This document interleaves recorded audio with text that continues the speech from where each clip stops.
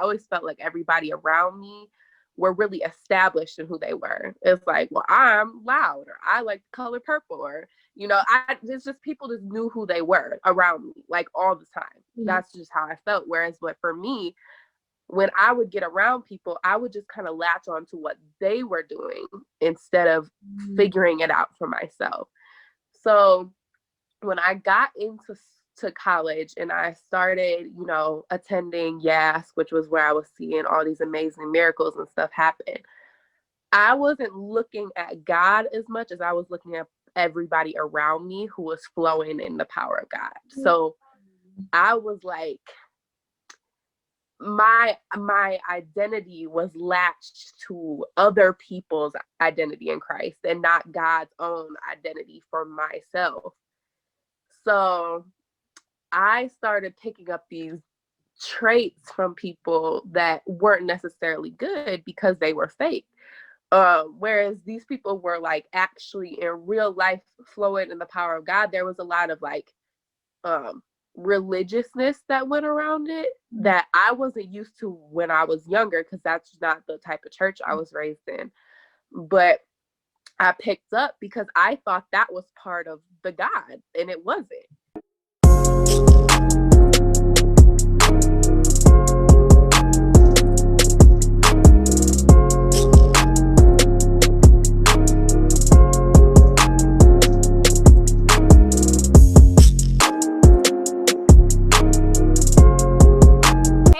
Welcome to another episode of In Real Life with Siobhan. And today I always have a special guest. Every person who is on this show is a special guest to me. This is my boo, Kayla.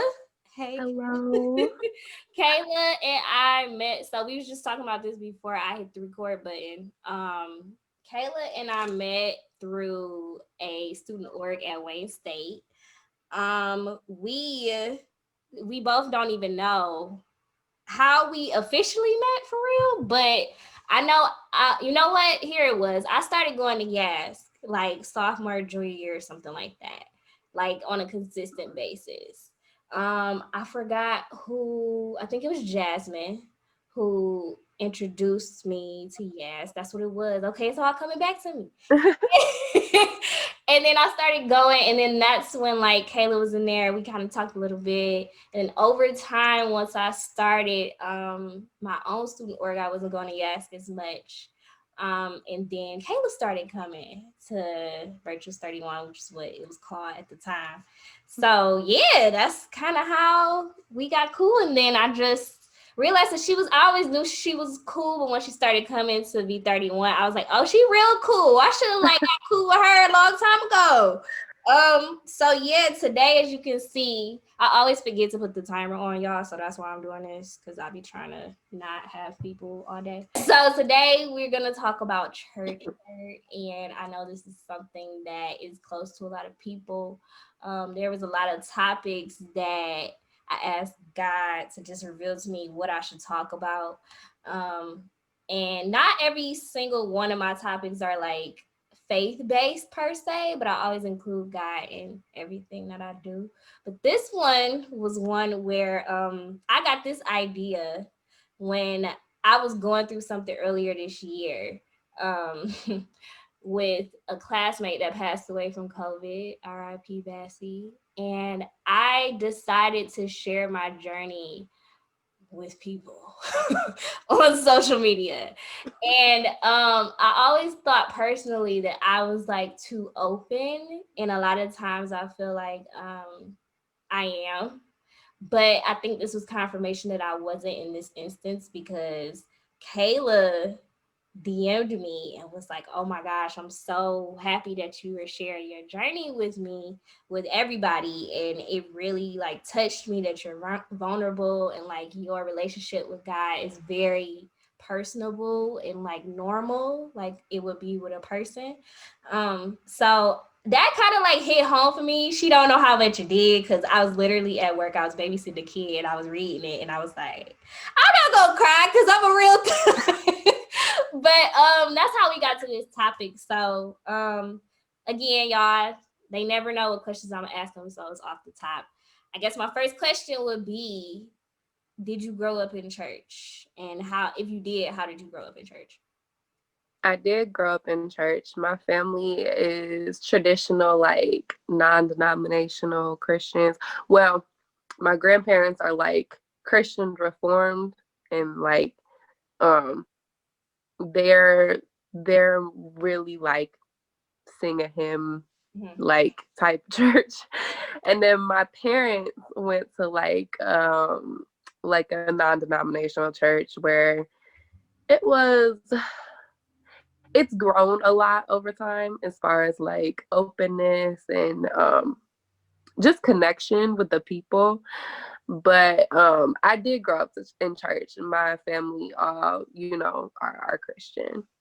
Okay. So when did you, Kayla, decide or establish your own relationship with Jesus? Because like growing up in church is different than you and Jesus really having like having a one-on-one and having that moment where, you know what, we in this together. Right. I would say it started when I was about 6 years old. And probably from like the time I was like 6 to maybe, when do you get out of middle school? Like 12. Yeah, 12. Like during that time, I felt like a real connection with God because I kind of had a rough home situation, and I felt alone a lot. And I felt like God, took advantage of that situation to really like draw my heart near. And I felt like when I was young, I knew God for real, for real. Like I was like super saved, 60-year-old, um, I remember just having like a connection with him that, was very genuine, I think, for a little kid. I think it was something that, I've talked to a lot of people. Interestingly enough, my husband actually had like a similar experience, but I don't talk to a lot of people who've had that experience when they were younger. But once I got to high school, I kind of was like, Jesus, I'm gonna like lay you all the way on the back, because I was tired of being, I don't know what it was. Maybe it was peer pressure, just the people that I was around when I got older. But I just wanted to be a rebel. Like, I don't know, like that was so attractive to me, was to be like seen as this, as not the goody two shoes. Cause that was like That was you. my reputation up until that point. So I say that that reputation of kind of just being like this rebellious person probably lasted until my first year of college. It didn't last very long into it because my first couple months into school, I got invited to YASC. I started going to YASC after I had um, a medical emergency, like my first semester of college. So that kind of like woke me up. And then from there, um, I started getting introduced to God on a different level again. And I would say that I really started trying like to build a relationship with God in fall 2015. Okay. Okay. So this is not even one of the questions I wrote down because I need to know, are we the same year? When did you graduate high school? 2014. Oh, okay. So I'm a year before you. I didn't know that. Okay. So um, I didn't know that either. I thought we was the same year, girl. Yeah, I'm 2013. That's when I graduated. Oh, okay. So in this relationship, how did you feel? Um, how did you feel when you got reintroduced or when you decided, okay, God, like I'm gonna try this thing out again? How did it feel? Was there a difference in like feeling or like walking in the journey from when it was when you were younger? Like did it Oh, feel yeah. the same or did it feel different? Like go into that a little bit. It was really different because when I was younger, I knew about God. Mhm. Like I knew he was there. He was like it's like when kids have what, like their imaginary friends, Mhm. but Jesus was like obviously he's not imaginary, but he was like my friend. Like he was the one who like came through with me, and like that was like my comfort when I was younger. But when I got older, I got introduced to the power of God, like when I got older. So, and whereas before I kind of saw God as like this, like abstract idea that I believed in, but like I was like, you know, he's like here, but like he, you know, I know about him. Like I know the stories of the Bible. I went to Sunday school. Like when I got older, the people that I was surrounded with at Yask and even beyond Yask, just at Wayne State, the people I've met in Detroit, who are Christians, were like operating in the power of God. Mm-hmm. So we were seeing like signs, miracles, and wonders all the time. Mm-hmm. So that was something that I had never experienced when I was younger. Mm-hmm. And so I think God became like way more real, like for lack of better term, because it was like, okay, yeah, God, this abstract idea on paper versus God moving and flowing. I'm seeing physical manifestations of like the word happen. So it was like a big jump. That's real. Yeah. Okay. So I guess I could just get into the next question then. She said it went from this guy being like my buddy to like, yeah, he there, but he out there to like, right. Here. So what was the hardest thing that you realized walking into your relationship? Like, how did we get to the DM between me and you? How did we get there? Oh man. Well, I think that it all goes back to just something that I feel like a lot of people struggle with, and that's their identity. Mm-hmm. Like, I have struggled my entire life with just knowing who I am. Like, and that goes from, I mean, that's not just like your identity in Christ. That's like, okay, like, am I a good person? Am I, you know, a reliable person? Am I somebody who could be considered trustworthy? Or like just like those types of characteristics. Like I always felt like everybody around me were really established in who they were. It's like, well, I'm loud, or I like the color purple, or, you know, it's just people just knew who they were around me like all the time. Mm-hmm. That's just how I felt. Whereas, but for me, when I would get around people, I would just kind of latch on to what they were doing instead of figuring it out for myself.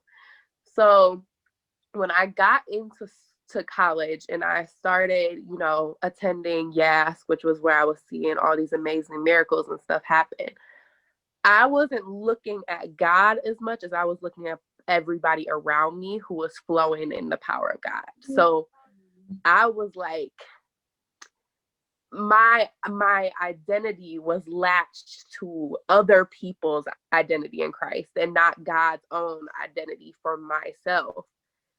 So I started picking up these traits from people that weren't necessarily good because they were fake.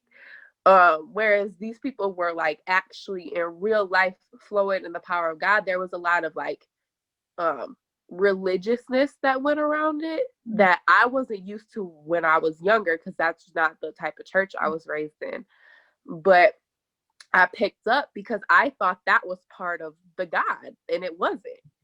So it was like I started picking up these habits of, whereas a lot of people's backgrounds in church, they didn't talk about certain things. They weren't open to a certain extent. They weren't able to be as honest with everybody around them because they wanted to maintain this perfect facade. Mm-hmm. And I picked up on that. So I started doing that as well. And I started going around like trying to let everybody else know that I was good, even when I wasn't. And so I noticed myself continuing in that pattern.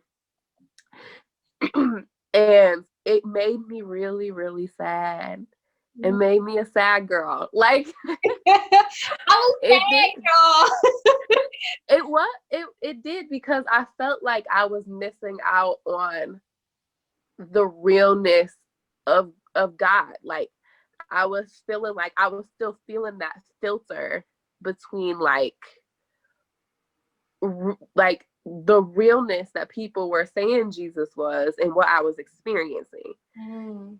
And so it was just like I was still hitting that wall, and I was like, well, I see everybody around me and they seem like they're just perfect. Like they don't have no problems. We don't ever talk about their problems. Like if they got a problem, it's like, oh my goodness, I only prayed for an hour today instead of 2 hours. Like, like it's just like dark. I've been struggling. Like I struggle with real stuff. Like y'all talking about you didn't make it to the second service today. No, like Listen, I'm going through it over here. right.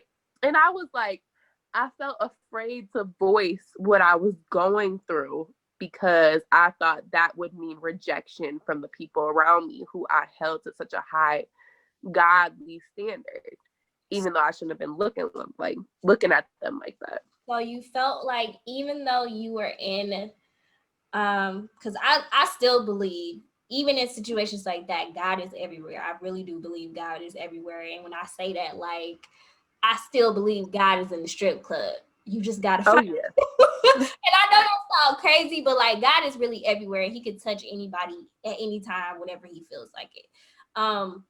So even in the midst of being around people who believe what you believe, you felt like you latched more onto like the signs, miracles, and wonders more than God Himself, and for who He was and like is. Right. That's kind of similar to my experience too. Just Yeah. I'm not gonna get into mine because it's about you, but Oh. now that I'm thinking, like now that you said that, that is really like, did it get to a point where you just felt like you was going through the motions? Oh yeah, plenty of times. And it was sad because I hated that feeling. That's like of all the feelings that one feels, at least for me, that's like gotta be the lowest of the low, because it's like you feel like lost. Like it's just like, how am I, you know, supposed to be, ministering to all these people and, flowing in the, like I'm flowing in the gifts of God, but I still don't know how to forgive myself. Like it's just like the stuff that emotion, it really takes a toll on your emotional health, because it's just like God, like your relationship with God, like when you think about your relationship with anybody, it's mostly like emotional. Like it's mostly like you having like a mental emotional relationship with somebody. And if that's lacking with God, then it's just like, what do you have? Yeah, because He's not like physical. We don't get that. Right. Well, sometimes you can get tangible feelings from God, but it's not mostly based on the physical aspect. So that's what you really are in, like walking by faith. Like, okay, I believe Oh yeah. real. So yeah, the whole walking through the motions and just getting to the point where, okay, I'm doing this, and I don't even know. Did you get to a point where like I don't even know if me and God are tight for real? Oh yeah. Okay, Oh yeah. so that is, it's funny because God will still work through you even when you don't feel like we not like we not tight right now, or I'm not doing enough right now, or it just feels weird right now. And I think for me, when I went through that situation earlier, like March of this year, that was the point where I knew that God was real, because He was still like there, even though I just was like, all right, I'm gonna take a break. Me and Jesus not cool right now, at least on my end. I'm gonna just take a break. I'm gonna do what I want. I'm gonna say what I want. And God was still there, like talking Oh to me. yeah. And I'm just like, but we not cool right now. So I don't know. I don't know why you talking to me. Like it got to a point where I would get up, like I just normally throughout the day, like I don't have set, and not anymore at least, set times where okay, I'm gonna pray at this time, and like I just talk to Jesus all the time. That's just a part of me. So when I was like, okay, I'm gonna chill on God, and I was just so used to doing that, it just felt weird. Like if I'm like, okay, well, me and God not cool right now, and I wouldn't say nothing, but he would be talking to me, and I would just be like, what is really going on? So I guess you are real, because if you real, it just got to the point where like, if you real, why are these things happening? And that was like my situation with God. But getting back to you, I think that like getting to the point of where you felt like you weren't doing enough or you weren't tight. I guess my next question would be where are you now? Like, where's your mental space now? And how are you working through that feeling? It's, I mean, it's an everyday thing. Like, I definitely am better than I was a couple months ago, for sure, for sure. But it's, I mean, it's an everyday thing. I think that for me, I'm finally tapping back into that love aspect of Jesus, Yeah. which is I have to go back to a lot because I forget that a lot. Like there are still parts of my brain and my heart that need to be rewired and changed and renewed to remember that God loves me. And it's not like, oh, like theoretically he loves me. No, he actually loves me. He's actually good. It's not, oh, he's, well, theoretically, no, like it's an actual thing that you experience. And I think that I love like I love a good underdog story. That's me. Mm-hmm. I'm like, cause and I love reading in the word when Jesus stood up for the underdog, for the little guy. Mm-hmm. I love the story of him standing up for the woman who got caught in adultery. That's one of my that has become one of my favorite Bible stories ever, because I look at that story and I can see myself as the adulterous woman, and I can see myself as the people who was ready to cast some stones. Girl, yeah. I see myself as both. I've seen myself as the person who was getting ready to be, you know, murdered or, you know, crucified. And I've been the person trying to crucify somebody. I've been on both sides of that Been on coin. both sides.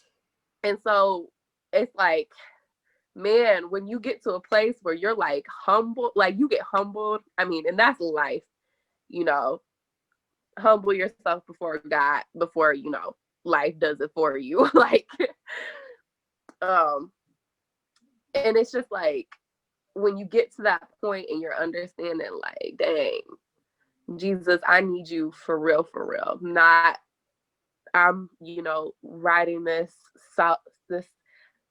I'm so saved and I've, you know, I don't know, baptized this many people this week and like this is my life. I'm sitting here like doing all this stuff. It's like, yeah, I'm realizing more and more because I've been there before. You can be doing all that stuff for the Lord and be dead inside in your relationship with God. And it's just like kind of get into a place of understanding like Jesus really loves you. He's really down for you. He really fights for you. And it's not theoretical. It's real. That is such a great story, Kayla. That's such a good testimony. That's so like corny to say, but it really sounds like my okay. So I'm gonna tell like I ain't gonna tell the details, but I just want you to see, like how we relate because Yeah. um you know, I have Virtuous 31 and like unlike you, I didn't grow up in the church. Like I just like one day Jesus was like, hey, I got saved when I was like in high school. And then I started going to church in high school, but it was kind of like I was a little interested, but not really. I knew God was real because my dad used to cuss. a lot. Okay, like when I say like every other word, like sailor. So I grew up on that, and then he just stopped, and I was like, that has to be nothing but God, because Mm-hmm. people say like, oh, I'm trying to stop cussing, and they can't do it in their own strength. Like literally, this was the supernatural power of God, who like he literally, it was just with ease. Like he would just talk. He was like more calm and everything, and I was just like, okay, so I guess God is real. I never thought, well, at this time, I was an atheist. So when he got saved, I was like, I guess we gonna see. So started church, and yeah, by my freshman year at college, God was tugging on me a lot. Like it was a lot of things. Like I was around people who had went to church for since they came out the womb, filled with spirit, speaking in tongues, all of these things. But it was like a double life we was living. Like, and this is what I felt. And I'm gonna say double life for that, Siobhan. Now I understand. But for me, I'm like, okay, well, if they Christians, why are we doing this and why are we doing that? And Mm-hmm. like the night before church, we turning up. And then I don't even want to go to church because I feel so guilty. Like it was just Mm-hmm. like that. And to this day, I still don't think they were less of Christians. Now Oh back yeah. then, I thought they was less of Christians. I'm like, how you gonna be Christian doing this?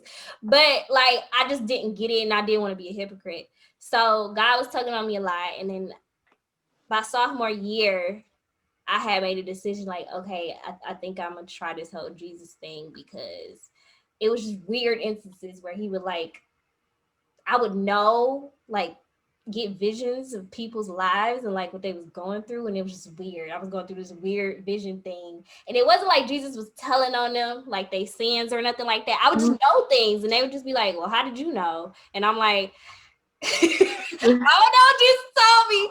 So like once I started V31, it got to a point where my relationship with God started getting really law based and rigid, and like Mm-hmm. needs to be this. And if I'm not reading as much, I didn't feel right, and if I wasn't praying for this amount of time, it was just, I felt burdened. It got to a point where like I would be jealous that my parents were downstairs watching TV and I'm upstairs praying, covering the house and all of this stuff, and they not doing Um, stuff. So I got bitter. And I got really judgmental too, because I claimed that I had a space for my girls, to like a safe space, and it really wasn't. A lot of them were like one way in V31 and another way outside of there. Once I started following them on social media, and it got to a point where like I think after the year that you were coming a lot, or maybe towards the end of that year, a lot of people left, like weren't coming back, dropped out of the chat, all of that. And I was trying to figure out like what's going on, God. I was having a good year. What's going on? And he just revealed to me that like I was judgmental as heck. And people don't like that. yeah. And it wasn't coming from a place of like I felt like I was better than anybody at that point. I truly don't believe that. I think it really came from a place of love, because I just wanted everybody to be great. But the way that I was going about it really came off judgmental. And in some instances, yeah, I did.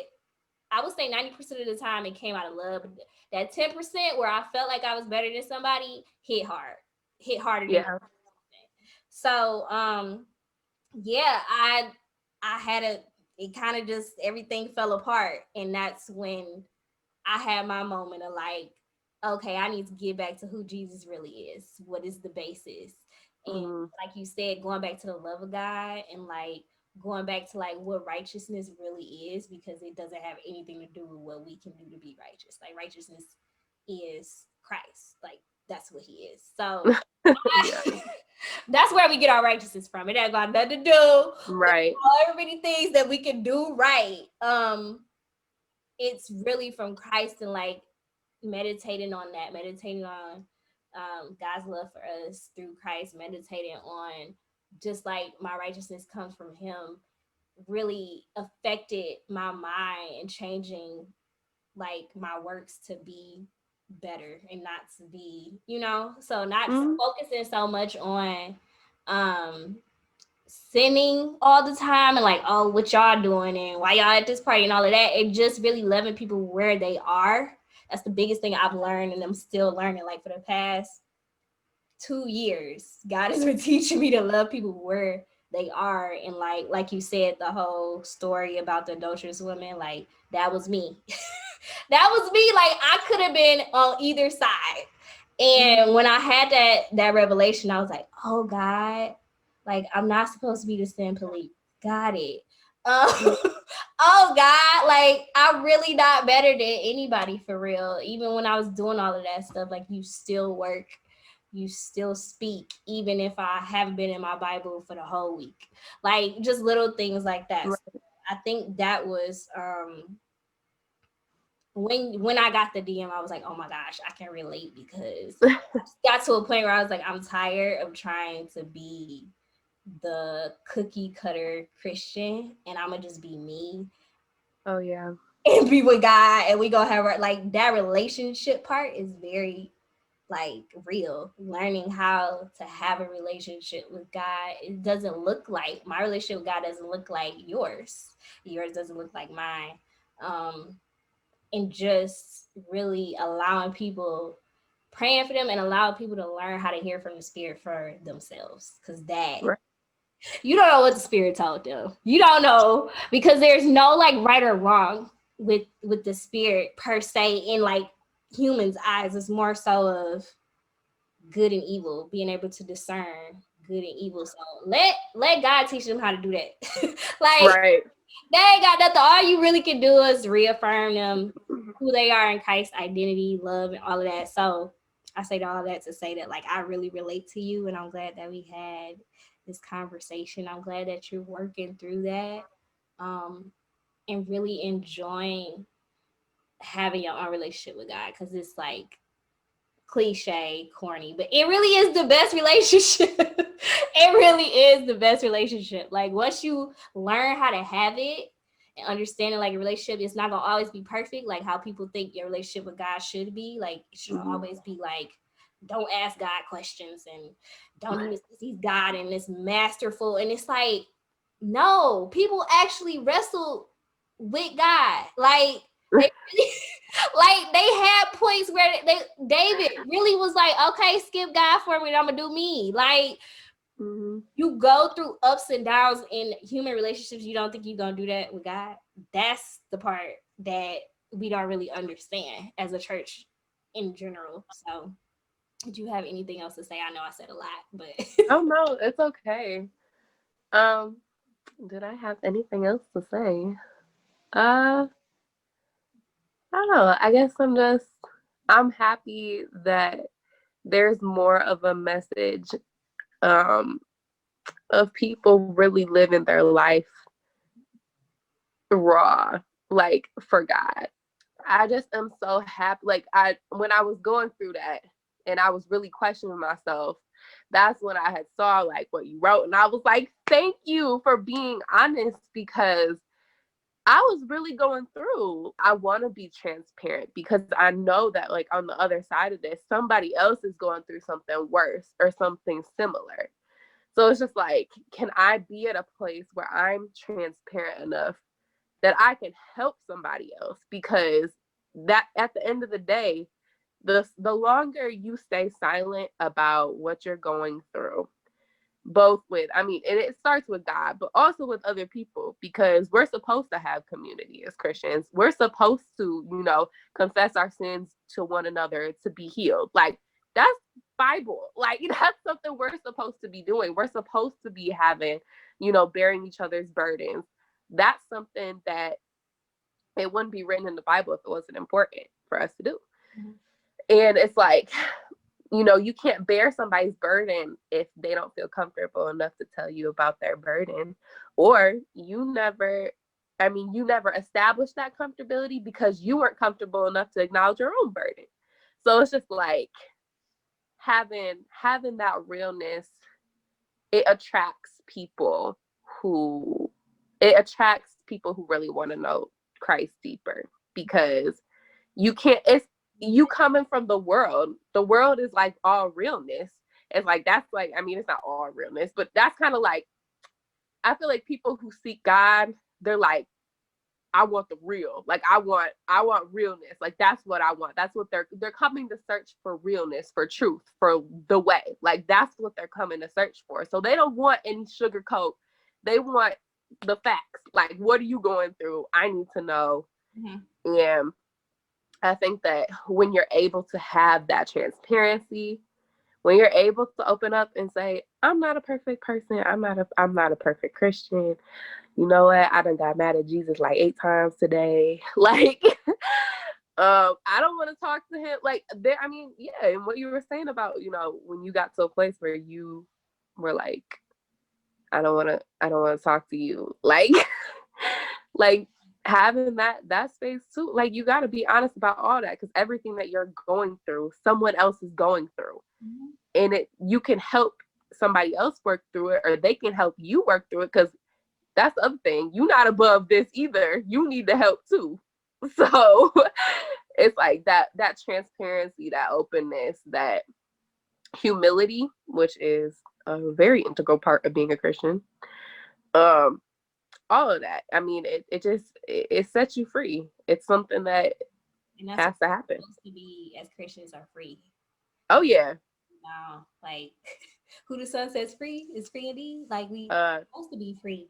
And yeah, it's being vulnerable, I've learned, is like, everybody should be, but it's a special gift. Like, everybody can't tap into it as easily as I may be able to. And it's scary. It's a scary place, because sometimes I be like, I don't want to talk about this. And then I be like, talk about it. And I'm like, but for what? Because ain't nobody listening. And that was the thing for the longest, that I used to think, like, let me stop being the Christian who always talking about this or always talking about that. Like, I should be chill. But I think there's been memories, because social media love to bring up the memories. There's been memories where it popped up and I've seen old videos of myself and I'm like, I was irritated. But I think that I've gotten to a point where I'm getting more of a balance, where like it really is now like I still have the heart to be bold for Christ, but it's in a different manner, where it's not like it comes off as I'm being above, or like I'm being too preachy. Like, it's real, like what you were talking about. Like, mm-hmm. That's what people want, the real. They don't want all that extra, because that's what they get. Most people, that's what they get at church, is all the extra. Like, yeah, real. Like, how do I have this relationship with God where it feels comfortable and like real to me? Oh yeah. So yeah, I thank you, Kayla. That was good. Oh my gosh, so good. Thank y'all for watching. I'm so excited. Thank y'all for watching. Next week, I'm gonna be back with another one. And I'll talk to y'all later. Peace.